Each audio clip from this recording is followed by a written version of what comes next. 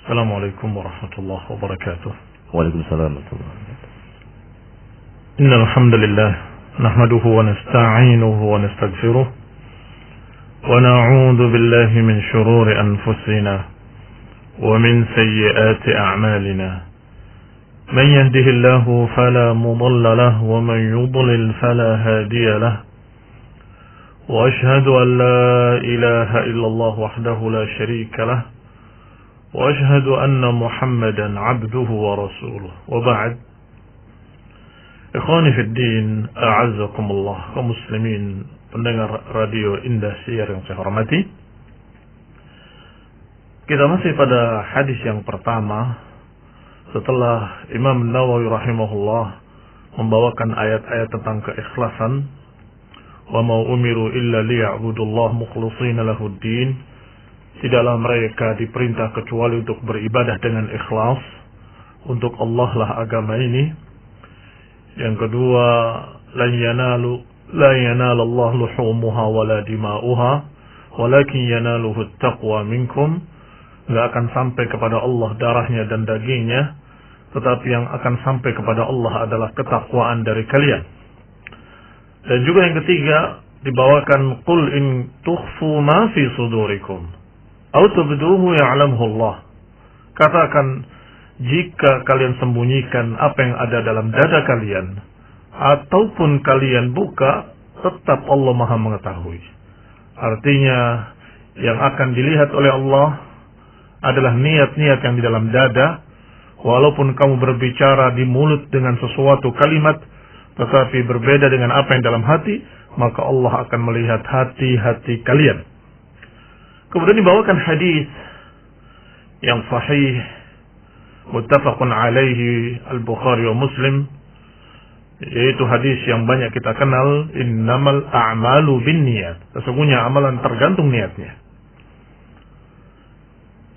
Dan setiap orang akan mendapatkan apa yang dia niatkan. Wa innamal likulli imri'in ma nawa. Setiap orang akan mendapatkan apa yang dia niatkan. Maka ikhwani fiddin, a'azakumullah, sudah disinggung kemarin bahwa hadis ini dibahas dalam bidang akidah dan dibahas pula dalam bidang fiqih.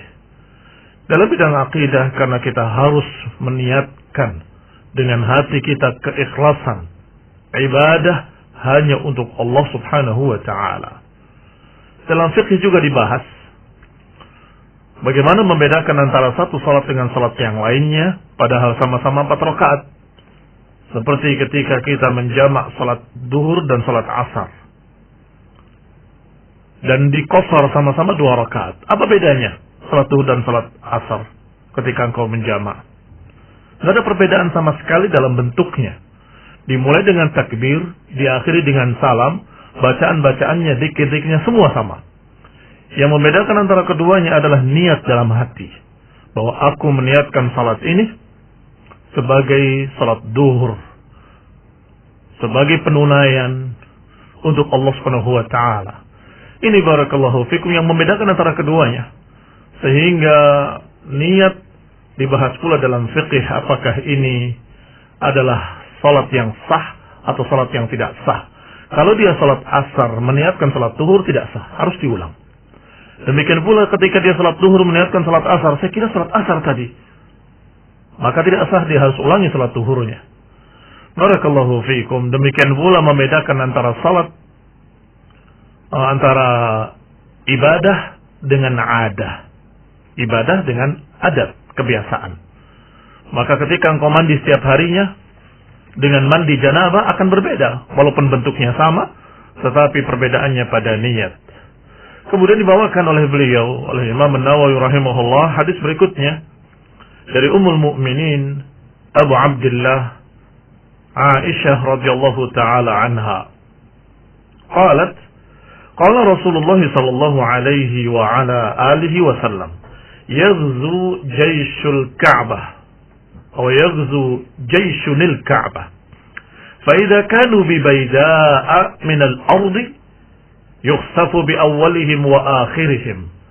Kata Nabi sallallahu alaihi wasallam di hadapan Aisyah, tentara atau pasukan bergajah menyerang Ka'bah, maka ketika mereka berada di tengah-tengah padang pasir, maka Allah tenggelamkan mereka seluruhnya, min awalihim ila akhirihim.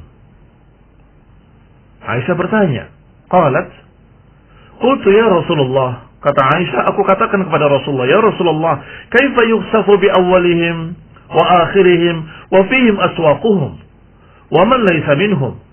Ya Rasulullah, bagaimana ditenggelamkan mereka ke dalam bumi seluruhnya, min awalihim ila akhirihim, padahal di tengah-tengah mereka ada orang yang bukan dari kalangan mereka.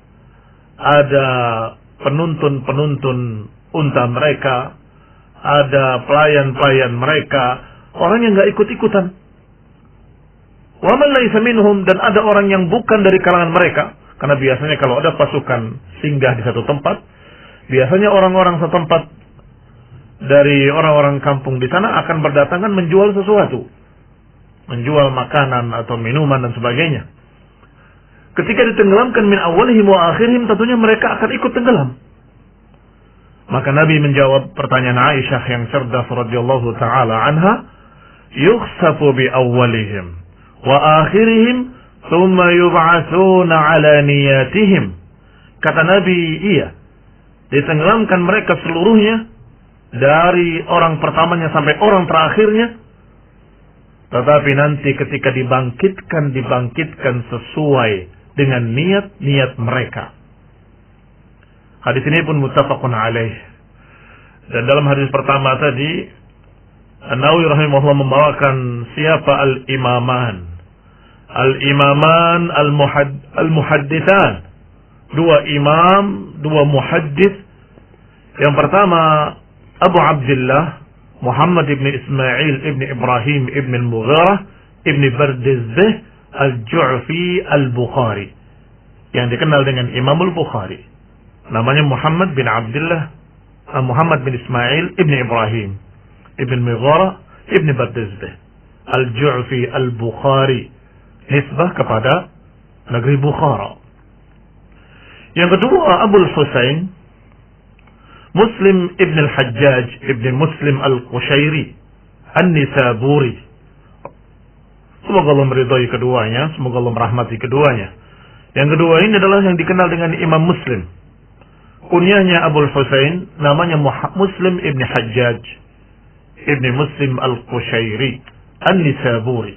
Nisabur atau Nisaburi nisbah kepada negerinya, yaitu Nisabur.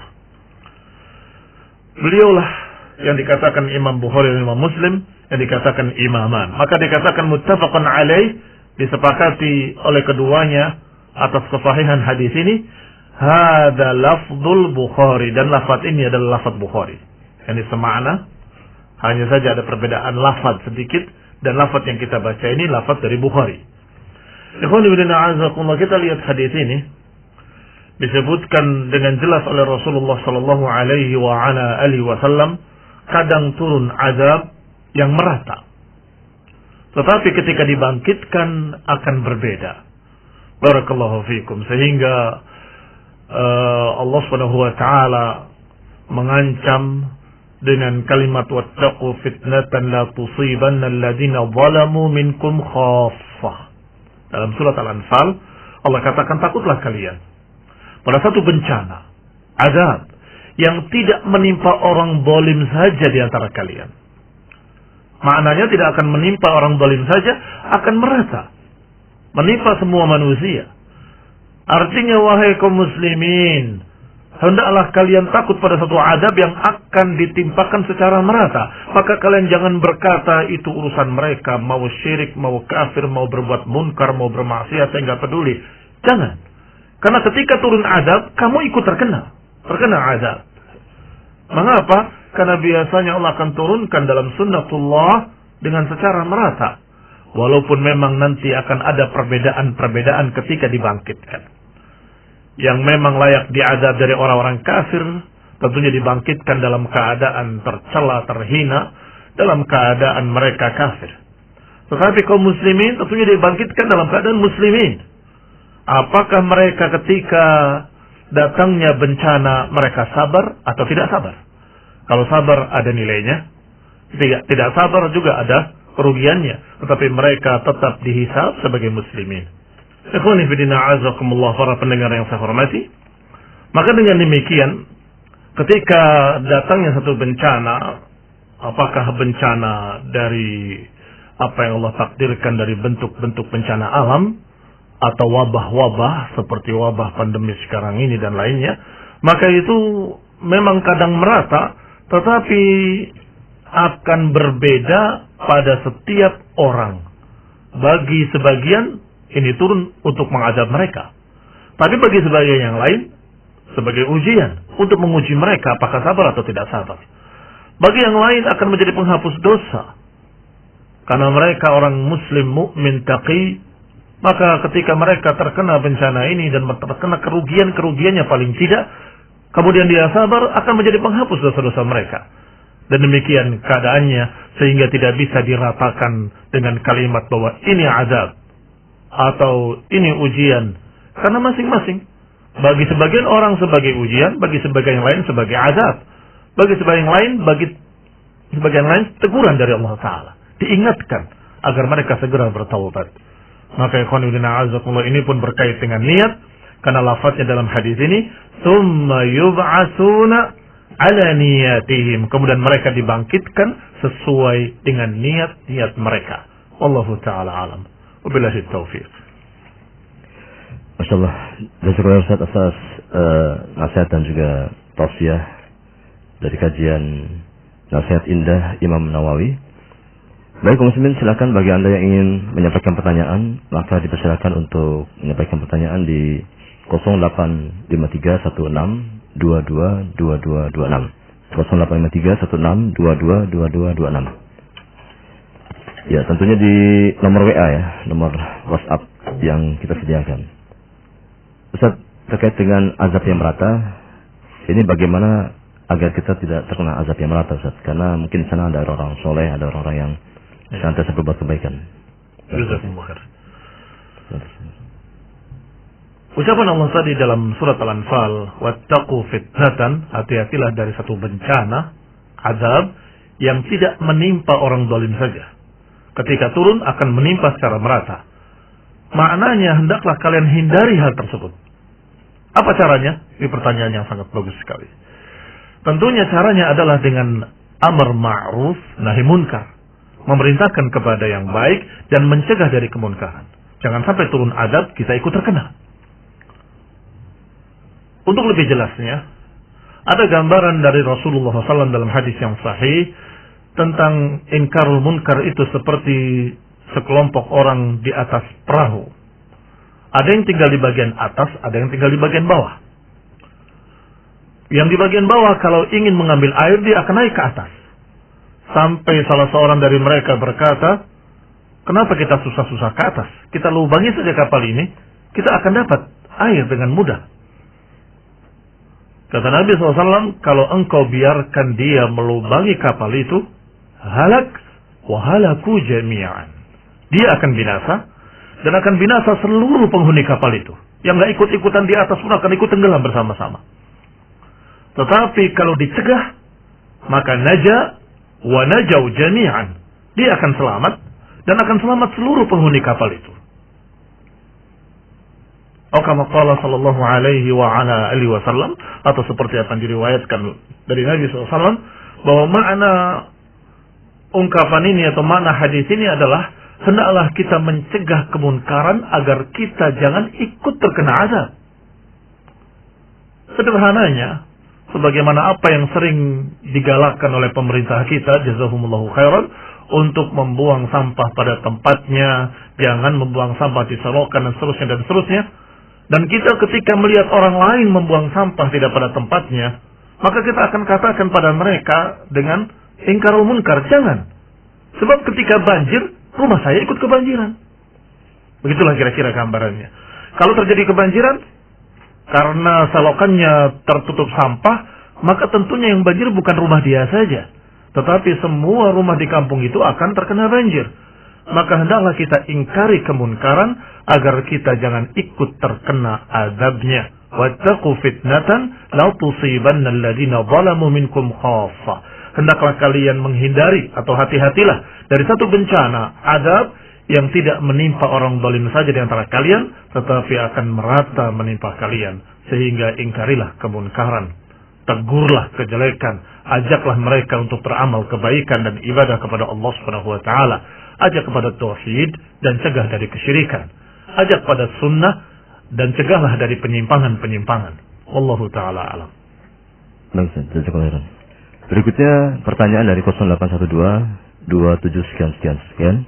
Bismillah. Assalamualaikum warahmatullahi wabarakatuh. Waalaikumsalam warahmatullahi wabarakatuh. Semoga Ustaz dan keluarga selalu dalam kebaikan. Afwan Ustaz, izin bertanya dan mohon nasihatnya serta arahannya. Bagaimana kalau salah seorang istri misalkan mendapatkan hadiah jam tangan baru dari teman pria sekolahnya yang dulu ya, teman sekolahnya dulu, semasa di SMP misalkan. Untuk hadiah sudah dibuka karena via paket dari luar provinsi. Mau dikembalikan, orangnya tidak mau, katanya silakan buat siapa saja. Jazakumullah khairan wa barakallahu fikum. Wa anta jazakumullah wa fikum barakallah. Bagaimana Ustaz? Pertanyaannya kepada orang yang diberi atau kepada yang memberi. Artinya apa yang ditanyakan? Jadi, semestinya kalau seorang itu sudah menikah, ada suaminya, maka seorang laki-laki tidak boleh berhubungan langsung dengan istrinya kecuali melalui suaminya. Itu adab dan sopan santun. Artinya kalau kita ditanya tentang pemberian jam tadi bagaimana hukumnya, walaupun orang itu akan berkata, saya cuma memberi, saya nggak ada apa-apa. Saya akan jawab bahwa itu sudah menjadi istri orang. Maka semestinya kalau dia mau berhubungan sesuatu yang sangat penting melalui suaminya. Itulah adab dan sopan santun kepada seorang yang sudah bersuami. Baik, sekarang kalau sudah terjadi, bagaimana sikap yang diberi? Walaupun itu memang pemberian, tetapi tetap harus ada izin dari suami. Kalau suami mengatakan jangan terima, balikan dia, maka kembalikan. Kalau ternyata akan dikembalikan, dia tidak mau menerima, kasihkan saja pada orang lain, ya kasihkan saja sebagai sedekah kepada siapapun. Kalau perlu suaminya yang memberikan pada siapa yang dikehendakinya, wallahu taala. Kalau pemberiannya sebelum nikah Ustaz, pemberiannya sebelum nikah ketika dia masih SMP, kemudian jamnya mau dikembalikan gitu. Sebab kalimatnya di sini pertanyaannya kalau istri mendapatkan hadiah. Ya. Artinya berarti sudah belum nikah itu. Oh, misalnya. Maka suaminya tentunya akan tersinggung. Ini ada apa dia dengan istri saya begitu. Iya. Barakallahu fikum. Baik Ustaz, berikutnya dari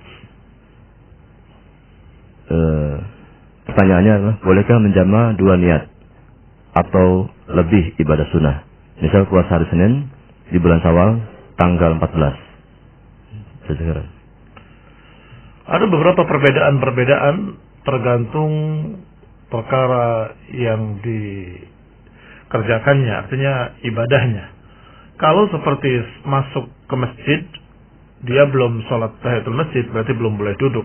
Tetapi itu sholat ada qobliyahnya, maka dia mengerjakan qobliyah duhur dan dia sudah boleh sholat. Maaf, sudah boleh duduk. Mengapa enggak tahiyatul masjid? Karena dengan sholat qobliyah, otomatis dia sudah boleh duduk.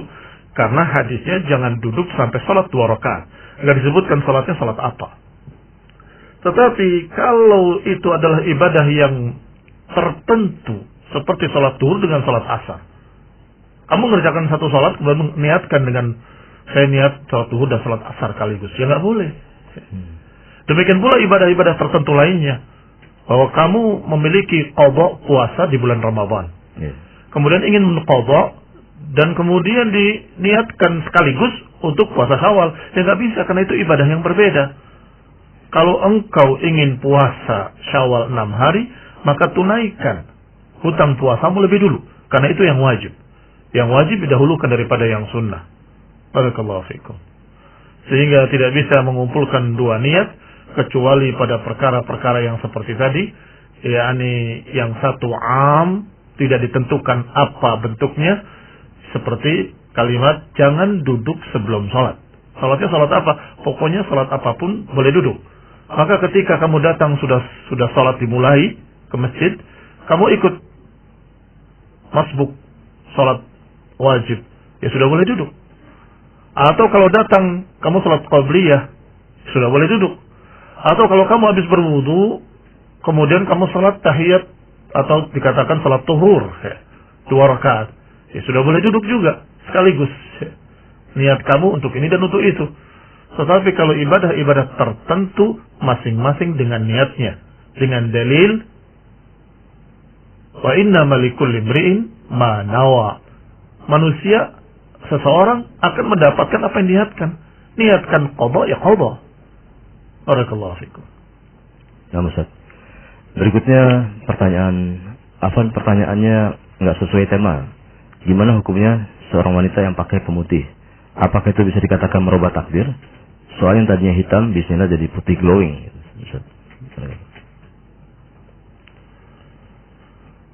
Tidak dikatakan sebagai merubah takdir, kecuali kalau merubah bentuk seperti operasi plastik.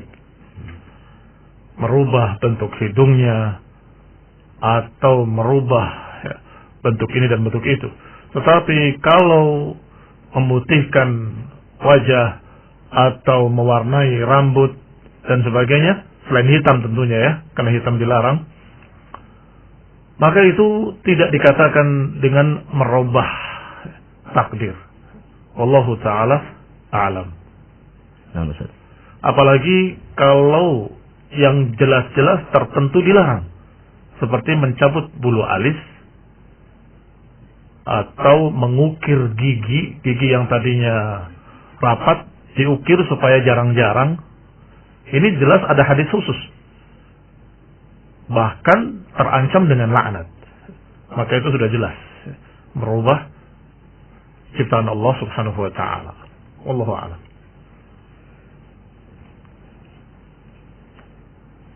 Berikutnya Ustaz, dari 0818 06 sekian. Bismillah. Semoga Allah merahmatimu Ustaz.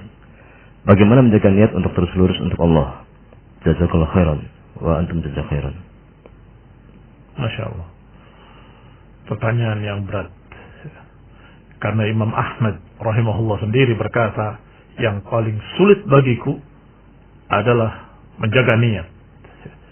Setiap aku berusaha untuk meluruskan niat, tiba-tiba datang fitnah berikutnya. Ini barakallahu fikum, sehingga kalau bicara teori, maka sudah ada dalam Quran dan Sunnah bagaimana menjaga niat terus untuk lurus pada Allah Ta'ala, bahwa kita harus meyakini bahwa kita ini milik Allah, ciptaan Allah, kita hamba Allah, maka selayaknya kita beribadah pada Allah. Kemudian kita juga harus meyakini tentang rububiyah Allah Subhanahu wa Ta'ala. Rububiyah artinya kekuasaan Allah, bahwa Allah Maha Kuasa, Maha Memiliki, Maha Pencipta, Maha Menentukan, Maha Menakdirkan, sehingga kita nggak punya harapan lain kecuali pada Allah. Artinya dengan keyakinan yang bertambah, akidah yang semakin kokoh, otomatis dia akan semakin ikhlas. Kenapa dia berharap yang lain kalau dia tahu semua takdir ditentukan oleh Allah? Mengapa dia ada keinginan-keinginan untuk mendapatkan dunia kalau Allah Subhanahu wa taala sudah memberitakan tentang akhirat? Tetapi barakallahu fikum, untuk meluruskan niat-niat tersebut, hendaklah kita berusaha untuk menambah ilmu tentang Allah dan nama-namanya dan sifat-sifatnya dan juga amal-amalnya dan semuanya. Kita pelajari akidah tauhid, karena dengan bertambahnya ilmu akan bertambah keyakinan. Dengan bertambahnya keyakinan akan semakin ikhlas kita semua, insyaallah billahi taala. Pertanyaan terakhir Ustaz. Ayo. Bismillah. Assalamualaikum dari Pernas. Mohon tanya Ustaz, masa COVID-19 ini menjadi dua kubu, dua orang yang berbeda. Pertama yang percaya COVID itu ada, yang kedua COVID hanya sebuah konspirasi saja, dan ini bukanlah sebagai pilihan ganda. Maka mohon nasihat Ustaz terkait dengan hal tersebut di atas. Jazakallahu khairan. Nah, orang yang menyatakan bahwa COVID itu tidak ada, hanya konspirasi, itu orang yang mengingkari matanya sendiri atau mengingkari telinganya sendiri. Karena semua sudah kita dengar dan kita tahu dari sekian negara dan korban-korbannya dan berita-beritanya sudah sangat tidak kita katakan viral, kita katakan dengan mutawatir di semua negara, bahkan di Saudi sendiri. Barakallahu fikum. Sehingga apakah kamu akan berkata bahwa di Saudi pun adalah berpura-pura? Itu terlalu berlebihan dalam bersuudzon kepada satu umat. Artinya, siapa yang menyalahkan seluruh manusia, maka dia yang paling salah. Siapa yang menganggap seluruh manusia itu sesat, maka dia yang paling sesat. Barakallahu fikum. Alhamdulillah, perkara itu sudah tidak bisa dibantah, memang ada kenyataannya. Baik. Sekarang bagaimana kita sikapi kalau memang itu ada? Ya sebagaimana penyakit-penyakit lainnya, kita hindari sesuai dengan apa yang diajarkan oleh Rasulullah sallallahu alaihi wasallam. Dan alhamdulillah dalam hal ini bimbingan dari pemerintah kita juga sama, fatwa-fatwa dari para ulama juga sama, sehingga alhamdulillah ada kejelasan yang terang benderang seperti matahari. Fir minal majzum firaruka minal asad. Larilah engkau dari orang yang berpenyakit lepra seperti engkau lari dari singa. Artinya disuruh untuk menjauh. Bahkan Rasulullah SAW pernah menolak untuk bersalaman. Cukup dengan ucapan saja, tidak bersalaman karena mereka memiliki penyakit yang menular. Biidnillahi ta'ala. Tidak ada penyakit menular kecuali dengan izin Allah subhanahu wa ta'ala. Ikhwan fillah a'azakumullah. Maka dengan itu, hendaklah kita nggak perlu berlebih-lebihan dan nggak perlu pula sebaliknya menolak sesuatu yang nyata. Kita terima keadaan ini sehingga kita terus berdoa pada Allah Subhanahu wa taala, Allahumma rfa' 'anna al-bala wal waba wa sayyi' al-asqam. Ya Allah, jauhkanlah bencana ini, wabah ini dan segala macam kejelekan-kejelekan. Amin. Amin. Tetapi jangan pula kita kemudian berlebih-lebihan dalam menolaknya atau dalam menghindarinya, seakan-akan tidak tawakal pada Allah Subhanahu wa taala. Ini sesuai dengan apa yang dibimbingkan oleh para ulama, kerjakan. Apakah itu sama rata? Ya tentunya tidak. Karena al-hukmu yaduru ma'a illatihi. Hukum itu berjalan bersama ilatnya, bersama alasannya. Kalau ada ilat, ada hukum. Gak ada ilat, gak ada hukum. Barakallahu fikum. Kalau ilatnya adalah kekhawatiran penyakit, sedangkan di dalam kampung atau di dalam daerah kita ini adalah sesuatu yang sifatnya homogen, semuanya sama, tidak ada yang berpenyakit dan tidak ada yang masuk dari luar, sudah ditutup semua oleh penguasa setempat, berarti dia aman. Maka mereka melakukan kegiatan seperti biasa, sholat berjamaah, sholat Jumat seperti biasa. Tetapi ketika sudah ada yang masuk ke dalamnya dan sudah terkena 2, 3 orang, 4 orang, maka mulailah di sana sudah tercampur, sudah heterogen lagi. Maka saat itu kita tetap atau kita kembali kepada kehati-hatian kita. Barakallahu fikum. Wallahu ta'ala a'lam. Baik, sesi tanya jawab sudah berakhir dan sebagai penutup Ustaz, barangkali ada yang ingin disampaikan terkait dengan bab satu ini Ustaz, barangkali ada tambahan nasihat barangkali. Kita tutup. Saya kira cukup, alhamdulillah. Alhamdulillah. Bahwasanya kita harus bersikap tengah, jangan ifrat, jangan tafrit. Jangan terbawa dengan pemikiran-pemikiran khawarij yang memang didasari kebencian pada penguasa dan kebencian pada ulama sekaligus. Sehingga mereka menyalahkan seluruhnya. Ulama salah, penguasa salah. Sehingga ditolak semua berita-berita yang sesungguhnya perkara yang sudah mutawatir. Jangan pula kemudian kita jadi orang yang kaku karena kita tidak melihat fikihnya. Kaku karena kita melihat pokoknya. Dengan kata lain dalam bahasa fikih dikatakan dohiri. Dohiri itu pokoknya letterlock. Tergantung daerahnya masing-masing dan keadaannya. Tentunya itu harus dilihat sehingga kita lihat apakah ada ilatnya. Kalau ada ilatnya, maka kita terapkan nasihat para ulama, fatwa para ulama. Alhamdulillah sudah sangat jelas. Kalau nggak ada ilat tersebut, ya alhamdulillah, berarti kita tidak terkena perkara-perkara tersebut sehingga kita bisa melakukan kegiatan ibadah seperti biasa. Wallahu ta'ala a'lam bis-shawab.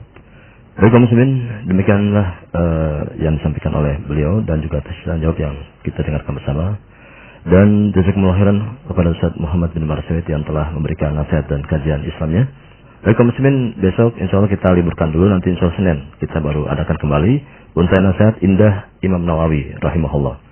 Baik kaum muslimin, atas kebersamaan Anda kami ucapkan terima kasih, jazakumullah khairan atas perhatian Anda dan mohon maaf atas salah dan kurangnya. Wassallallahu ala Muhammadin walhamdulillahirabbil alamin. Subhanakallahumma bihamdika asyhadu an la ilaha illa anta astaghfiruka wa atubu ilaik. Wassalamualaikum warahmatullahi wabarakatuh.